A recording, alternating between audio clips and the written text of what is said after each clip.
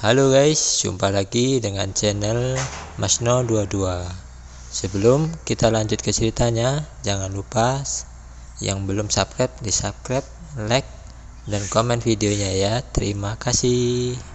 Ketika Ki Peijia melihat ini, dia segera mundur, tetapi cambuk ajaib itu sepertinya memiliki mata dan terus mengejar Ki Peijia. Ki Peijia meraih seorang pembudidaya iblis dan membuangnya secara tiba-tiba. Kedua pembudidaya iblis itu berteriak dan menabrak pedang secara langsung. Bang! Sebelum kedua pembudidaya iblis itu bisa bereaksi, itu meledak di udara, dan darah di seluruh langit berubah menjadi bola kabut darah merah. Ketika saya mencambuk-cambuk iblis dan dikelilingi oleh darah penggarap iblis, aura yang menekan penggarap iblis sebenarnya terisolasi. Iblis datang. Ki Peijia meraung dan memuntahkan darah hitam dari mulutnya. Massa darah hitam bercampur dengan kabut darah di langit dan mulai berkembang pesat. Saat darah hitam terus berputar, ia tampak menjadi hidup, berubah menjadi monster humanoid dengan wajah menyeramkan. Begitu monster humanoid itu muncul, dia meraung dan mengulurkan tangan untuk mengambil cambuk ajaib Chen Ping. Aura pada cambuk ajaib tidak mampu menahan iblis yang muncul. Iblis ini hanyalah ilusi. Sepatu ajaib Chen Ping tidak dapat menyerang kesadaran iblis. Lagi pula, orang ini tidak memiliki kenalan. Iblis itu melambai pelan, dan Chen Ping mencambuk-cambuk iblis itu dan dibuang, lalu menghantam tanah dengan keras. Unggul. Begitu Chen Ping bangun, iblis itu bergegas lagi dan menamparkan Chen Ping dengan telapak tangannya. Chen Ping mengayunkan cambuk ajaib kali ini, cambuk ajaib itu dipenuhi dengan api, dan nyala api yang dahsyat menyala. Cambuk itu dicambuk dengan keras di pergelangan tangan iblis, dan api langsung mengelilingi iblis. Ketika Ki Peijia melihat ini, dia mencibir, "Iblis Zihuo, apakah menurutmu kamu dapat melukai iblisku dengan benda ini?" Benar saja, setelah Ki Peijia selesai berbicara, iblis itu diselimuti api dan dia masih menamparnya dengan telapak tangannya. Tubuh Chen Ping dengan cepat mundur, lalu dia berguling untuk menghindari pukulan, terlihat sangat malu. Ki Peijia melambaikan tangannya, dan iblis itu langsung berubah menjadi genangan darah hitam dan menghilang. "Nak, aku semakin penasaran denganmu. Aku tidak menyangka kamu memiliki begitu banyak harta di tubuhmu. Harta apa lagi yang ada di sana? Keluarkan bersama-sama dan biarkan aku melihat." Ki Peijia menjadi sangat lucu sehingga dia tidak ingin langsung membunuh Chen Ping. Dia ingin melihat harta apa yang belum digunakan Chen Ping.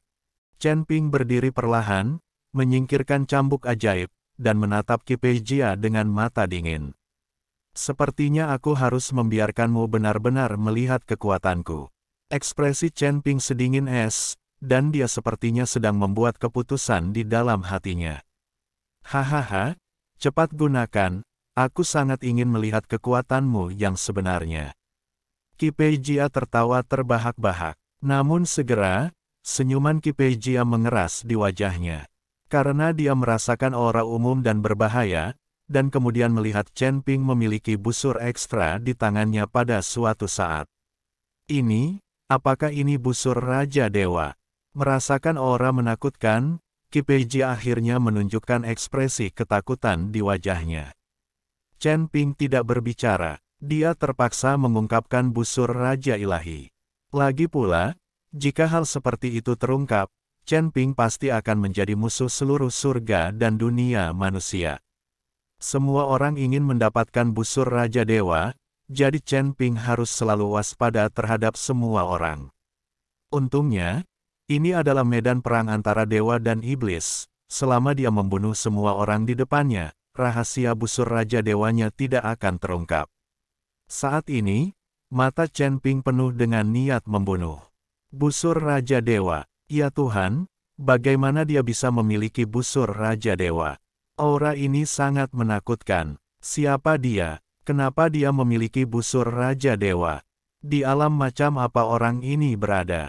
Sangat tidak mungkin baginya untuk berada di alam kesengsaraan tingkat pertama. Semua orang terkejut saat melihat busur Raja Dewa. Bahkan Ning Kai Chen, yang bersembunyi tidak jauh, membuka matanya lebar-lebar dan sedikit gemetar ketika dia melihat busur Raja Ilahi yang tiba-tiba diambil oleh Chen Ping di tangannya. Gong Raja Ilahi, saya benar-benar melihat busur Raja Ilahi. Apa itu busur Raja Dewa? Ningzi bertanya pada Ning Kaichen. Ning Kaichen tertegun sejenak, lalu sedikit mengernyit dan berkata, "Leluhur, apakah kamu tidak tahu busur Raja Dewa?"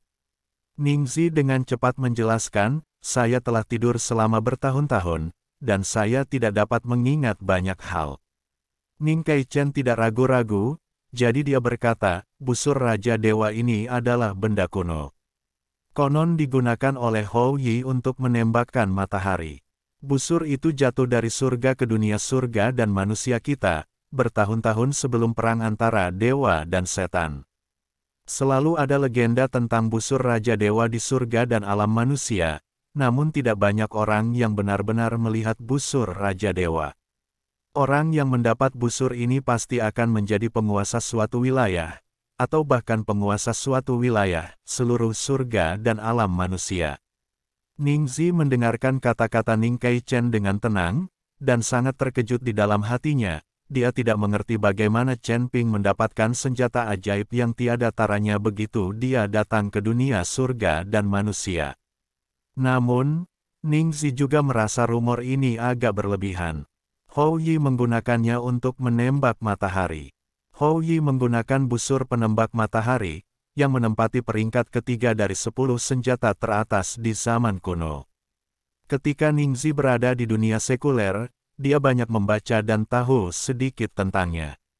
Namun melihat ketakutan orang-orang ini terhadap busur Raja Dewa juga membuktikan bahwa busur Raja Dewa ini juga merupakan senjata yang sangat ampuh. Pada saat ini, kekuatan di tubuh Chen Ping melonjak, dan dia meletakkan satu tangan di tali busur dan perlahan menarik tanduk Raja Ilahi. Diiringi dengan teriakan keras Chen Ping, busur Raja Dewa ditarik sepenuhnya tanpa Chen Ping. Gelombang aura menakutkan seperti badai, mulai menyapu ke arah penggarap iblis di depannya.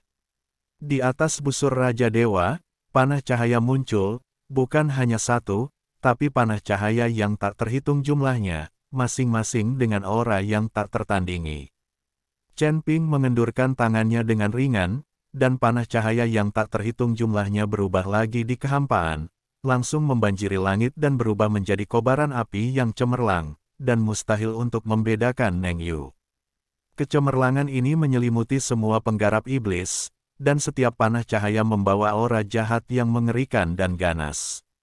Sepertinya ada banyak hantu jahat yang memamerkan gigi dan cakarnya. Bagaimana ini busur dan anak panah yang digunakan Hou Yi untuk menembakkan matahari? Ini jelas merupakan senjata yang digunakan oleh iblis. Mata Ningzi sedikit melebar.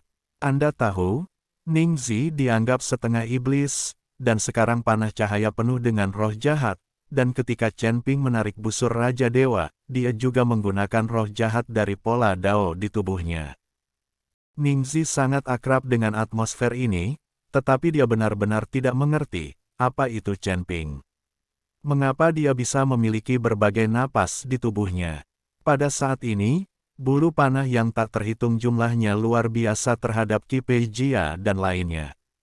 Kali ini, semua wajah iblis berubah sangat, dan kakinya gemetar. Bahkan lebih banyak sihir Siu takut duduk di tanah. Perasaan mengerikan ini, mereka tidak pernah mengalaminya. Anda harus tahu bahwa Chen Ping hanyalah seorang pria yang telah melintasi aturan, dan mereka hanya mengambil seseorang dengan santai, yang lebih tinggi dari ranah Chen Ping. Tapi sekarang Chen Ping takut pada celana buang air kecil. Berlari, tolong, orang ini bukan. Banyak sihir Siu tidak pernah berani mengikuti Qi Pei Jia lagi, dan bahkan Liu Sui ingin melarikan diri. Namun, pembunuhan Chen Ping diputuskan pada saat ini, dan tidak mungkin untuk membiarkan orang-orang ini melarikan diri. Jika tidak, berita bahwa ia memiliki busur dewa akan bocor. Bulu panah yang tak terhitung jumlahnya memiliki roh jahat, dan mereka tampaknya menyapu ombak. Di dalam seluruh lingkaran, dipenuhi dengan cahaya putih, seperti hujan lebat, jatuh gila. Perbaikan sihir ini tidak memiliki cara untuk melarikan diri sama sekali, dan tidak ada tempat untuk melarikan diri. Ketika Chen Ping menembak, dia tidak ingin membiarkan mereka hidup. Di dunia, hanya suara sikat menyikat, dan jeritan tolakan ajaib. Bulu panah jatuh, tanpa jeda, langsung menembus tubuh ajaib itu. Terlambat untuk berteriak, dan tidak ada cara untuk menghindarinya. Semua pembudidaya iblis langsung tertusuk dagingnya oleh bulu panah di langit, bulu panah menghilang, dan tanah ditutupi dengan genangan daging dan darah. Pada saat ini, Chen Ping seperti dewa pembunuh, tubuhnya di atas kehampaan setinggi lebih dari 10 kaki, memandang segala sesuatu di depannya dengan acuh tak acuh. Pupil Qi Peijia menyusut, anak panah yang tak terhitung jumlahnya menimpanya, dan baju besi sihir hitam itu seperti jurang maut. Jurang menelan bulu panah yang ditembakkan. Chen Ping menarik busur Raja Dewa lagi, dan semburan panah ringan lainnya ditembakkan. Wajah Qi Peijia menunjukkan sedikit kesulitan.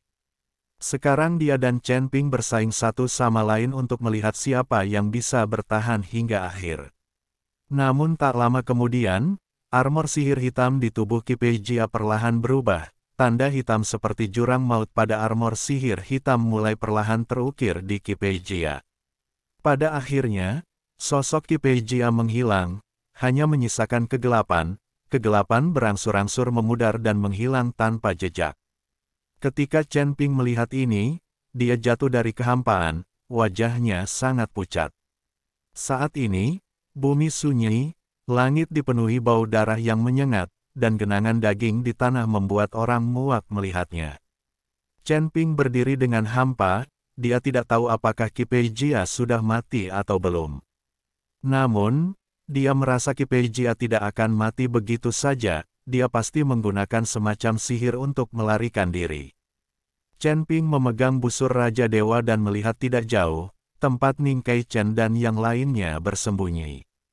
Mata Chen Ping tajam, dan niat membunuh di tubuhnya belum mereda. Tuan Chen, jangan salah paham.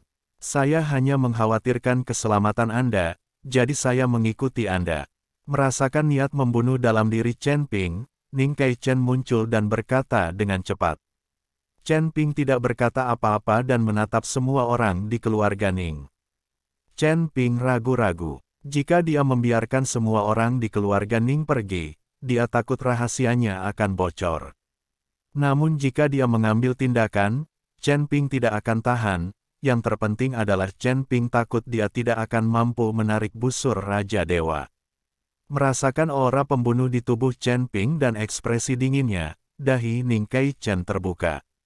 Mulai berkeringat, dia memahami pentingnya busur Raja Ilahi, dan juga memahami keputusan Chen Ping untuk menggunakan busur Raja Ilahi sampai akhir, dan segera membunuh semua orang. Suasana menjadi canggung untuk beberapa saat. Jangan khawatir, kamu memiliki rahasia busur Raja Dewa, dan tak seorang pun di keluarga Ning kita akan membocorkannya. Asteris dan meskipun Anda ingin membunuh orang dan membungkam mereka sekarang, Anda mungkin tidak dapat melakukannya. Petik 2. Jika Anda mengambil tindakan, pada akhirnya kedua belah pihak akan menderita, dan tidak ada yang akan selamat. Tidak ada artinya, Ning Zi memecah keheningan dan berkata. Dan begitu dia membuka mulutnya, dia berbicara tentang titik sakit Chen Ping, dan Chen Ping harus melihatnya lagi. Chen Ping memandang Ning Zi untuk waktu yang lama, lalu perlahan-lahan menyingkirkan busur Raja Dewa. Tuan Ning, jangan ikuti saya lagi, itu akan sangat berbahaya. Setelah Chen Ping selesai berbicara, dia pergi tanpa menoleh ke belakang.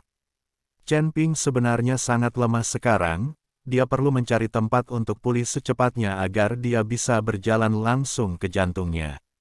Wang Gong menyelamatkan nyawanya, dan itu sudah sangat bagus. Jika busur Raja Dewa tidak berfungsi, Chen Ping hanya dapat menggunakan lonceng pola naga, mengunci dirinya di dalamnya, dan menunggu kematian.